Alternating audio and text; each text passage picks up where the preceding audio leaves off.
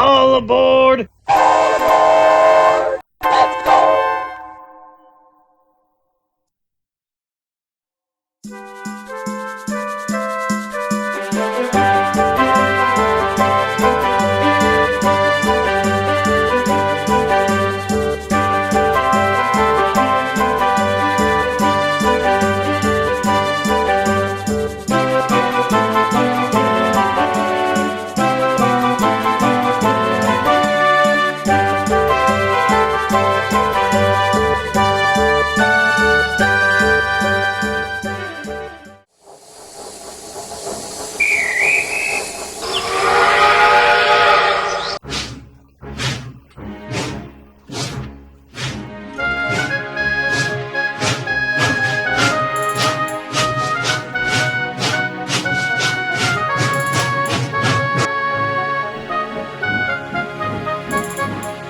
Pete the Freight Engine is one of the most hardworking engines on the Fantasyland and Fairy Tale Railway. Every day he pulls heavy freight trains to and fro several times over.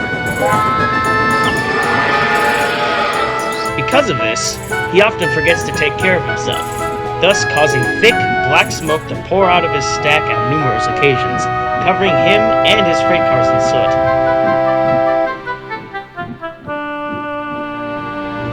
One day, Tootle, who had been having a bad month, decided to voice his opinion. Yeah, what dirty objects. Pete was not having a good day either, and had finally lost patience. Tootle? He asked. Why are you orange? I'm bright and ready for anything. He replied proudly. And you'd never see my paint dirty. Oh, Pete replied earnestly. I guess that's why you needed some wire and newspaper last week. To be ready, I suppose.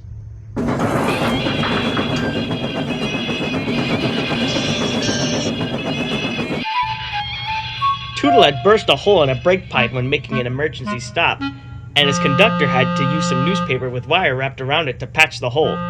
The orange engine was still embarrassed about it, and Pete knew this. But before Tuttle could retaliate, the conductor's whistle blew and he stormed off.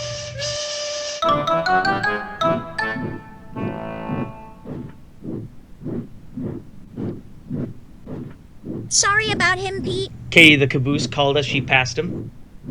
Don't worry about it, kid.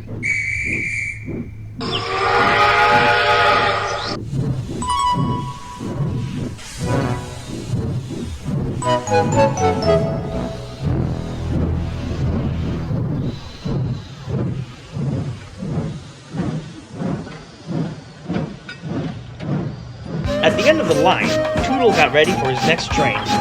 It was a slow freight, stopping at every station to pick up and deliver freight cars. Tootle was usually happy with these runs, but Pete's teasing got him in such a bad mood that he didn't care.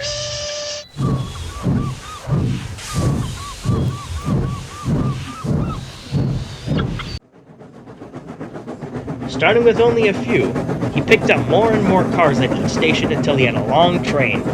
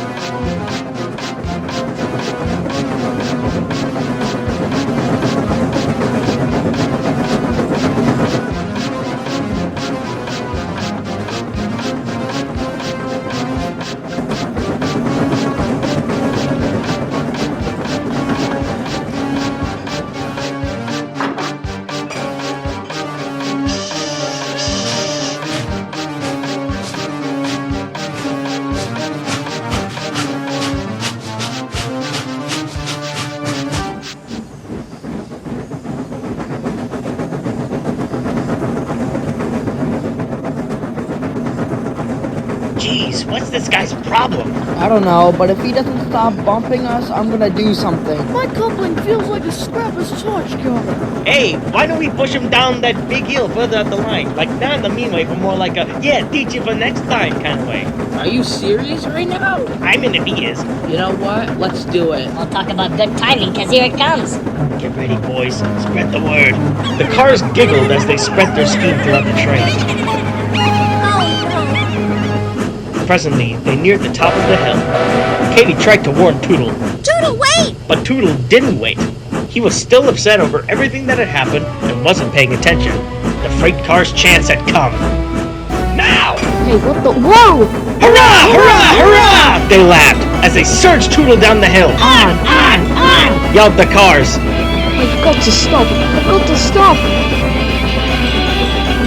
Tootle and Katie braked as hard as they could, but nothing worked.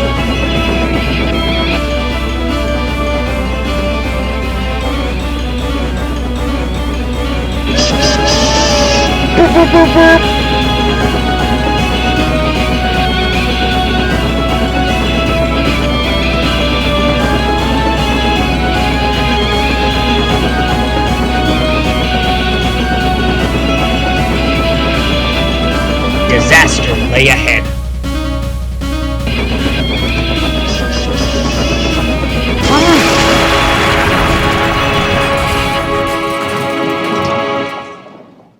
What was that? Tootle was dazed, surprised, and covered in coal dust. Thankfully, no one was seriously hurt, but some cars were destroyed with their cargo spilled everywhere. Clattering cowcatchers. Are you alright, Tootle? I'm okay, apart from a bruised ego. All traffic was halted on the line, and Pete, Puffle, and Doc were sent to help and came as quickly as they could.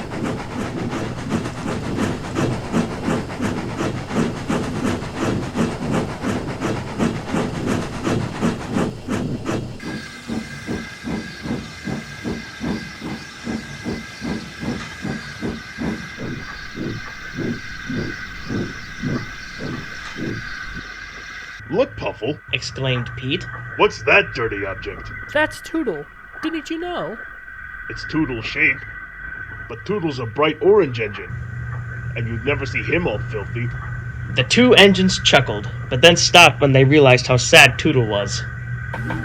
Doc, Casey, and Puffle cleared away Katie and the unhurt cars while Pete helped Tootle home.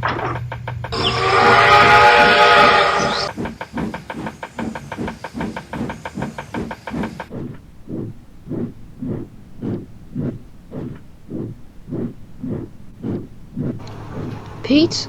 Hmm? I'm sorry for being so cocky earlier. You didn't deserve that. That's alright.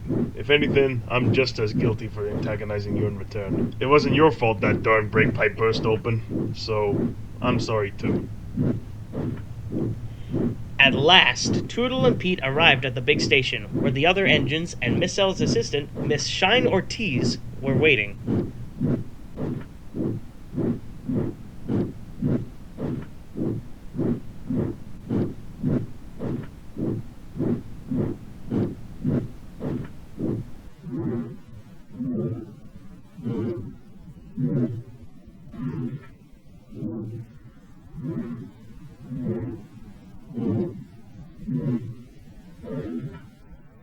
A fine job well done, Pete. And Tootle. I know, ma'am. Tootle timidly interjected. I acted like a fool today and haven't had the cleanest track record this month. I'll accept whatever punishment is in store for me. Miss Ortiz paused, and then looked at Pete. Go easy on him. He whispered. Shine nodded before turning back to Tootle. Tootle, I'll admit, while you are right about that, and the fact that you should have been paying attention to what you were doing, the other side of the coin is those cars should have known better than to shove you so hard down the track. Not only that, but I believe a few days cooped up in the works will give you enough time to reflect and improve on your actions. And speaking of the devil, She turned to Pete. you'll be going there as well, Pete. You're gonna get a full clean out and a brand new coat of paint for all your hard work. But keep in mind that you must watch yourself in the future. Pardon me, miss, but does that include my... Yes, of course, Pete. Your freight cars have been working just as hard, and they also deserve the same treatment. Now go ahead, run along and collect them. The works will be waiting for you shortly. Pete and Tootle smiled as they went away to collect the freight cars.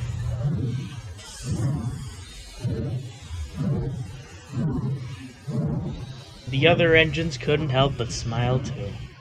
Well, except for Farnsworth, but that's another story.